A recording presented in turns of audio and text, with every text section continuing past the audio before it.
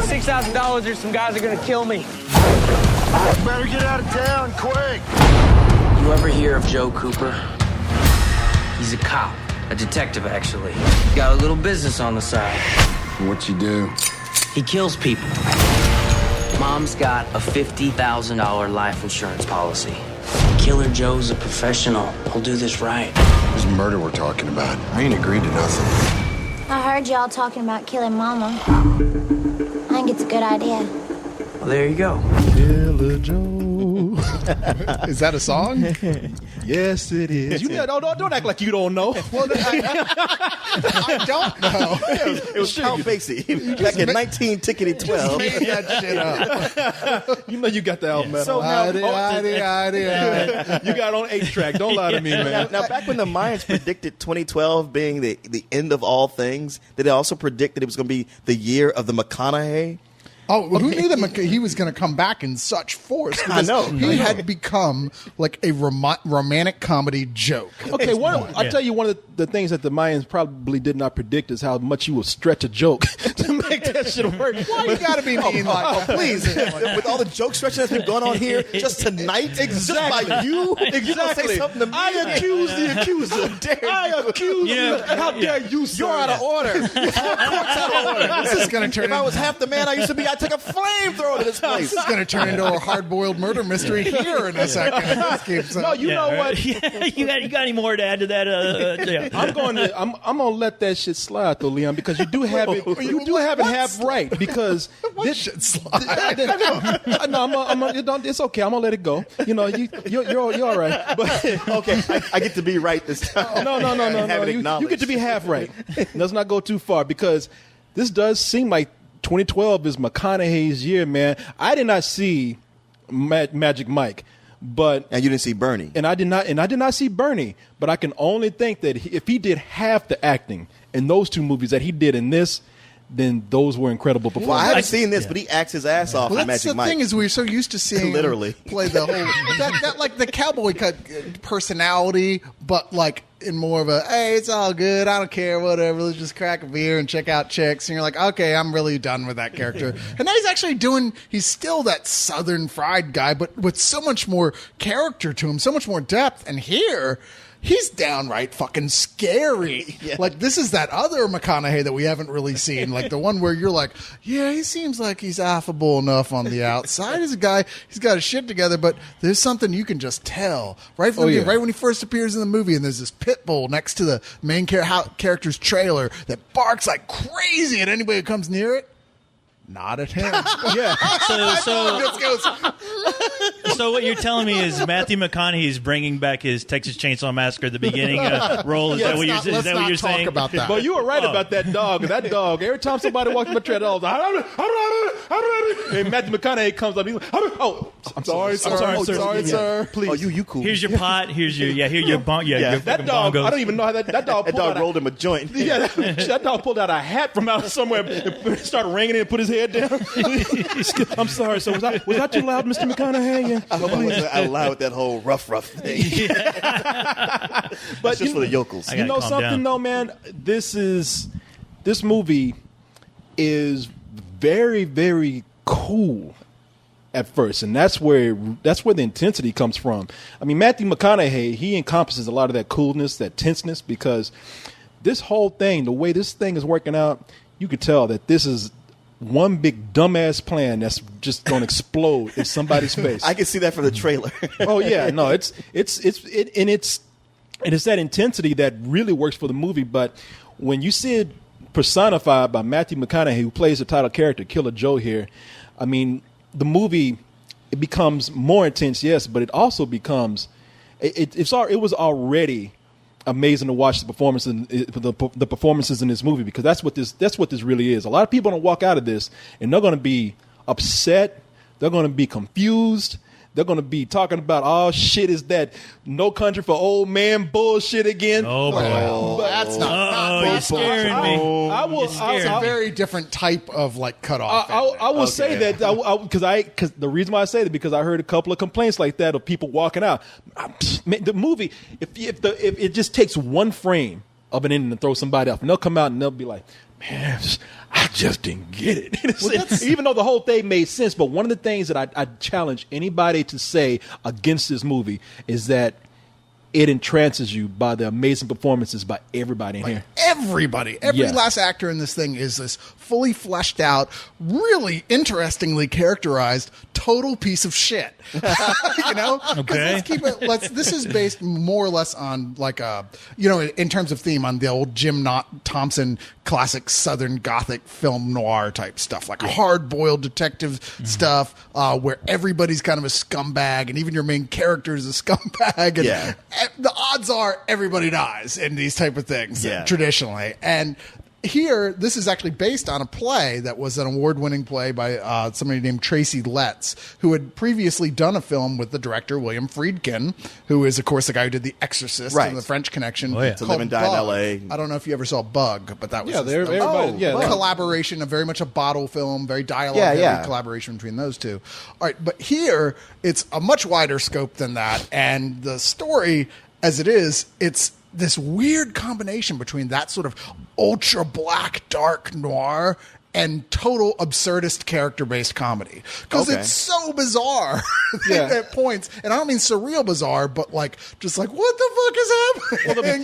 That you can't help but laugh while really incredibly evil dark shit is also going on Well, screen. that bizarre element comes in because all these characters are just so matter of fact about it.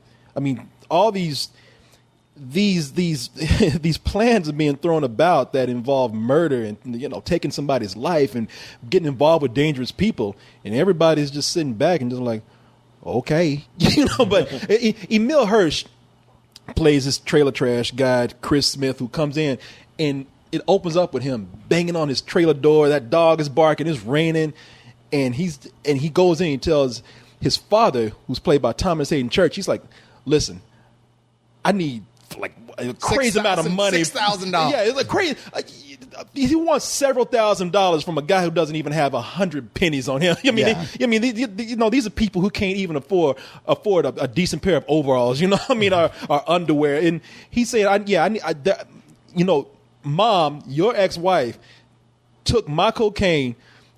I don't know if she smoked it, sold it, or did what with it, but now I got some guys after me who want to kill me. You got to give me some money. And when Thomas Hayden Church is like, get the fuck out of here. I've never had that kind of money in my life. He's like, well, all right, I thought of that. Plan B. We got to kill Mom. Mom has an insurance policy on her for $50,000. If we can kill her, then all our troubles will be taken care of, and you'll get some money. We'll split some money. You can split it with your wife, who's played by Gina Gershon. Importantly, they're not the recipients of this.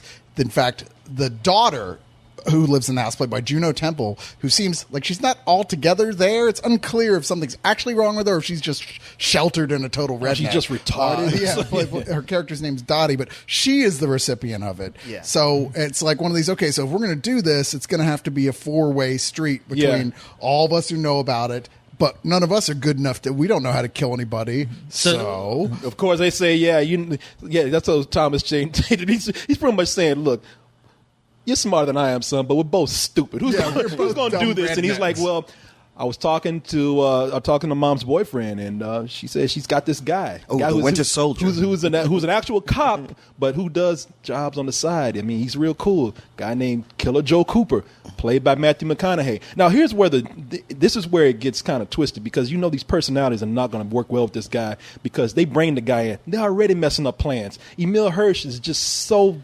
it's a combination of being stupid and stupidly cocky. He's telling the guy, all right, look, you're going to do this job. And Matthew McConaughey's like, look, let me get out of here before I kill somebody.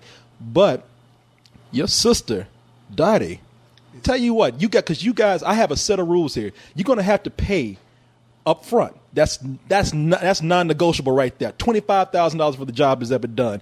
Emil Hirsch is like saying, well, what if we kill Mom first and pay the money? He's like, no, I'm out. But, wait a minute, your sister, retain her. I'll keep her until you get the money. Yeah, you're gonna whore out your sister to me, and I'm gonna fuck her until you give me the money. He makes that part clear. It's so funny because he is kind of, obviously he's done this before. He is very much a professional. He is not trailer trash, right? A professional. He is not trailer trash, right? I mean, this guy, he's got his shit together as a killer. He's cold, but you can tell he's not somebody you want to fuck with. He knows what he's doing.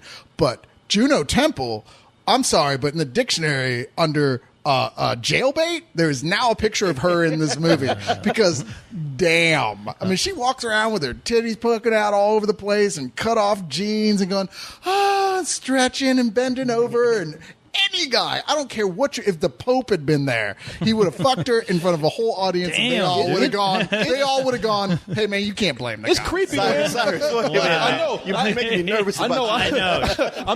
I'm dialing police right now. Hey, look, I know y'all better come in and get this motherfucker. I had nothing to do. So what But you guys? no, come on, like you're going to tell me that's not true. No, you know what?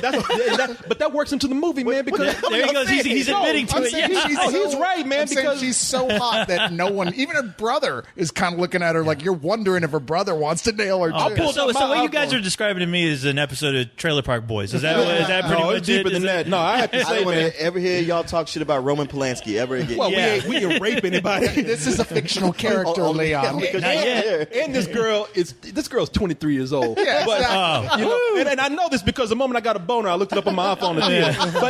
But let me tell you something. He did, too. It pays off for the how disturbing this movie is because they don't tell you how old this girl is. I mean, in the movie she looks 14, and you don't know if. I mean, this is such a trashy situation. This guy's so cold that you don't know if she's underage or not. This movie's NC-17 for a lot of disturbing things that happen that you don't even see coming until that final reel of the movie. Yeah, man. which is really, like I said, you're like shocked and disturbed and laughing at the same time. Wow. Like back and forth. Because it is, you've never seen anything like the shit that goes on at the end of this movie, really. Okay, well, it sounds like you're describing a Fantastic Fest movie in a way. I mean, it very much would be a Fantastic Yeah. Fest Well, it type played of at film. South And by I mean that in a Southwest very, very last year, or good this way. year. Because it doesn't stick by the kind of rules of this type of noir that you're used to. I mean, it is that sort of more Southern fried thing, but it goes into some very strange places. I mean, nothing where it's like, oh, that would never happen. But just these characters are they're just so defined and particular in their little oddnesses and eccentricities that it leads to some weird places. Gina Gershon is. I have to say that Gina Gershon is great in this movie. I failed to mention that because everybody in here is great, but Gina Gershon is one of the people that really stood out to me. She encompasses white trash like nobody else in this does. movie. She is amazing, but. Maybe I mentioned her because it just reminds me of what's happening later on in this movie. This is the kind of movie it's received at NC-17. Even the trailer was NC-17. Well, what they're showing you in this movie is not. It doesn't involve a lot of nudity. It doesn't involve a lot of what goes on in the later half of this movie. It doesn't. It doesn't involve what happens in the last half of this movie. Not in the last half. No, for the most disturbing part in this movie, Yeah. I'm telling you, there is no nudity. There is no gory violence.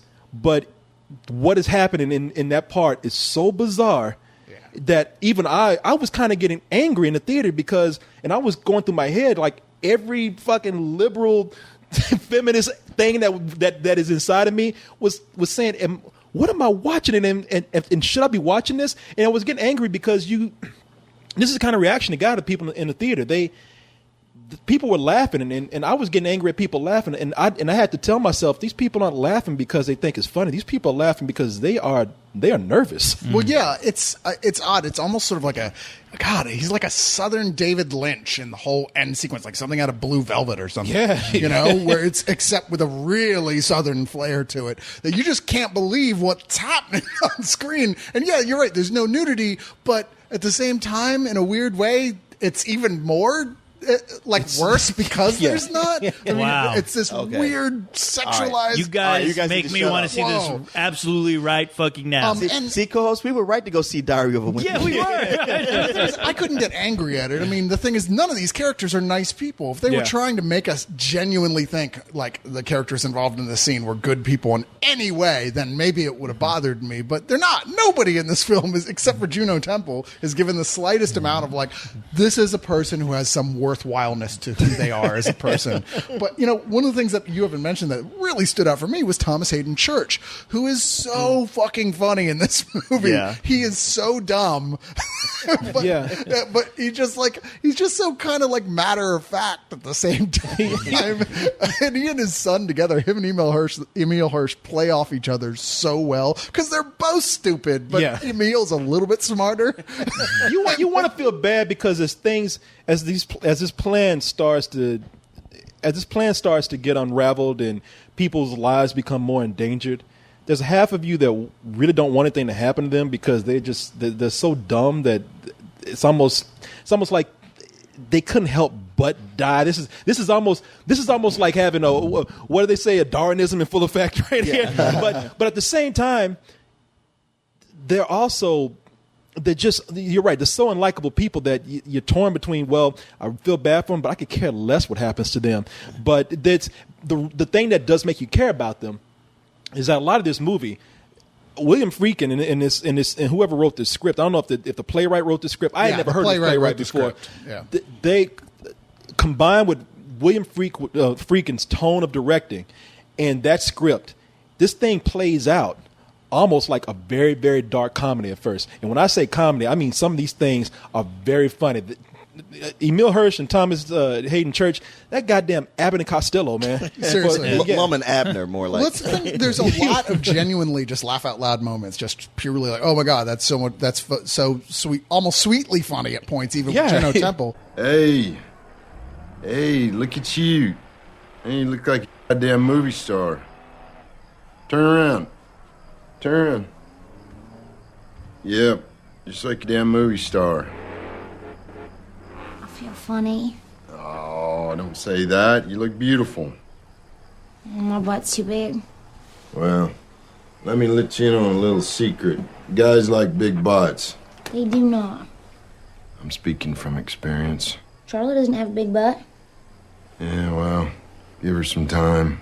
But towards the end, it's funny because you don't know what else to do but laugh. Does it seem like it comes out of nowhere, at least with this ending? No, it all makes perfect sense in the context of the film, really. In fact, the big ending that's happening is this whole sort of like you're dreading it. It's the way these type of films work, where things are going to turn ugly. Of course they do. It's fucking hard-boiled noir. Things always turn ugly. Nothing ever works out, and somebody is fucking over somebody else, Man, as always. I really want y'all to not say anything more about this. Well, I want to go see it. Well, you know what? As soon as it comes out. You love it the most. Oh, yeah.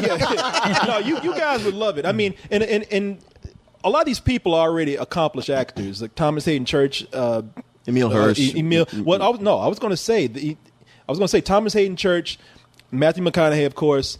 I would say to a certain extent, Gina Gershon. I think this is the best that she's ever been. But I really feel like this is actually where you see Emil Hirsch coming to his own. Well, I've never seen him give a bad performance. He needs to come in his own. Didn't you see? Well, I think you Into and I the Wild, right? No, but he also came in that real shitty Russian movie. What was it? That Darkness. That wasn't his fault. No, but he was terrible at it. He was. You're bad. right. Into the Wild is a movie where you thought, okay, this guy. That was a movie I saw him coming up in, and I thought somebody was going to grab him and take him and say, all right, this guy's a great actor. Nope. Let's start cutting. And they didn't do it. Yeah. With this, you cannot deny this guy now. Good for him. Good for him. I always feel bad. Power of Emil Hirsch. Of Hirsch. Cannot be denied. He missed will out on falter. Yeah, he missed out on playing John Connor, and and everything. I'm like, will this kid ever get a fucking break? The thing about this movie, I will warn some audiences for. There is a bit of unevenness here. There's a whole middle section where they really focus on the sexuality of Juno Temple and her relationship with Matthew McConaughey. That while it's hot to watch, because like I said, she's beautiful in this film, it goes on for an uncomfortably long amount of the running time of the film. You're like, we get it. Let's go to back where this is a hard-boiled noir, because suddenly it feels like Red Shoe Diaries or something in the middle. You know of what? it. I didn't see that. You didn't think that whole seduction scene played out No, way because too long? that was You're just too busy being Fred Willard. I know. no, you know, it was nobody's gonna fucking get that, and I don't get it either. Leon, He just got arrested for jacking off in the movie theater. Red Willard? You didn't hear about this? No. Yeah. It was like 2 weeks ago. That guy's my fucking hero. I know, man. Wait a minute, fuck this review. What the man, fuck? he lost his TV gig over it. He was and jacking something off else. in a porn theater. What Yeah, the yeah, fuck they think That's people what you in do do. those You things. jerk off when you go to those Yeah, fucking not things. like- There was- with- he got That's Pee Wee why they're Herman. made. That's what the internet is for. Well, Pee Wee well, that Herman, too. you're like, okay, well, that's lame that somebody arrested him for jacking off in an adult theater, but he is the host of a children's show, so He was. He hadn't done anything. Hey, so was but Pee Wee still Herman. People looked at it like, oh, that's weird. Not Fred Willard, dummy. No, I said so was Pee Wee Herman. I know. No, I'm that's what saying he's talking that's about. what I'm talking about. Where he just appears in these. Why would anybody give a shit? Well, he's had some new show on ABC that he's been like Oh, the voice, it's like the ABC. host, and Yeah, they that's just what dropped got him. him. You just Yeah. fuck my. Just heard today, like they just dropped You him couldn't today. wait till this review was done to tell me this shit. How the fuck I know you aren't listening to the news or on the internet at all? I'm busy, man. Come on, you know how busy I am. You get my schedule. You can talk about this stuff on a Coco. I'm gonna try to pull out through like, this. I was going to say that. Well, let me just finish my point here. That it's got some editing errors. There's some points where there's clearly just jumpiness to it, where you're like, it's one shot, and yet you can see a moment where the characters jump, where clearly they switch to a Oh, separate wow. shot. It happened several times over the length of it. Really? And I was like, well, that was a little bit sloppy. See, and then wow. the whole thing is based on a play.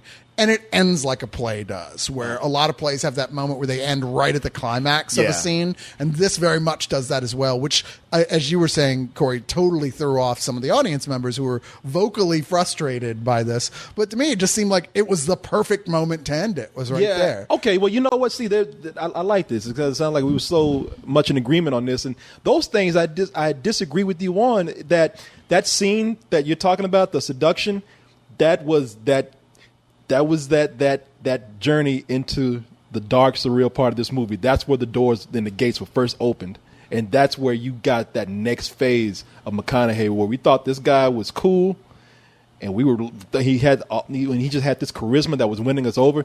This is the one that kind of made us back away and said, "Whoa, wait the fucking minute," kind of like the way I do with Matthew McConaughey right now. I mean, he's a little bit too cool for me. I was like, "There's something wrong with that boy. I don't know what it is." But the other thing is, I really loved the way they staged that last scene. The fact that it felt like it was a play, that it was, because it's supposed to feel claustrophobic. It's supposed to feel tight. It's supposed to feel like you can't breathe and you can't escape this web that's being spun right in front of you with the whole family there. And I think like I said, I think it's the cutoff point that confused people. But I don't know. There was only one part in this movie where I thought it was getting a little weird. Characters appear and disappear and all this kind of stuff. They don't really explain that too much. And maybe I'm missing something. I just thought, the movie doesn't need to go into that kind of area of being artsy, but because it's so straightforward in every other area. But I had a problem with the ending myself. And I know you liked it, and I thought, man, this movie has so many ends that were coming together. I felt like this is one where they really did kind of tease us and just cut it off here. But if anything else was wrong with this movie, I would still say I love it for the performances. I love everybody in this movie. So what you give it? And they played so well But you're off each leading other. up to what you didn't like. Come on, let's hear it. No, I already said what I was that one thing that I didn't like. Oh, Just the ending. You have a problem? just not the ending and some of the surreal cinematography stuff going on early in the movie. But outside of that, man, yeah, go see this movie, and for nothing else, you'll be transfixed by these actors. It is a big full price for me. And I'm going to actually give it a full price as well. They're probably veering a little bit more towards a low full price. Because like I said, I did think that it had some errors in the way it was put together. I thought there was a little bit of unevenness there in terms of tone here and there. I also thought there was a whole, like as they're exploring the side story with Emile Hirsch owing the money to those guys, it's really kind of unnecessary. You could have deleted a large portion of that sequence and But did you not lost enjoy that anything from sequence, the though? movie. I mean, to a certain extent on its own, but I still went, well, I don't know if it needed to be there or not. I mean, like I said, the movie could have benefited from tighter editing in a number of different fashions, and that's one of the sequences that would have benefited. But I am splitting hairs on that. I mean, I'm nitpicking, whatever. It's still a pretty damn good movie. I do give it a low full price. But you want to know what the coolest thing about Matthew McConaughey in this movie? What's that? He drives a Dodge Charger. Oh, Come on. Oh boy! The same car I have. Are we going to see a goddamn ad on the Spill front page for Dodge Charger? No, but you will Are they gonna be the new see. sponsors? What? Is that why you got one that's sponsoring our podcast now? No, brother, it's because of what all the good, dapper, good-looking men have in taste. I feel weird now. I'm gonna have to go online and see who drives a Hyundai Elantra. Michael Cera and I were like this. You know who? Jason Biggs. No, I'll tell you who. Fred Willard. God damn it! I thought those seats came kind of stick. You know I'll kill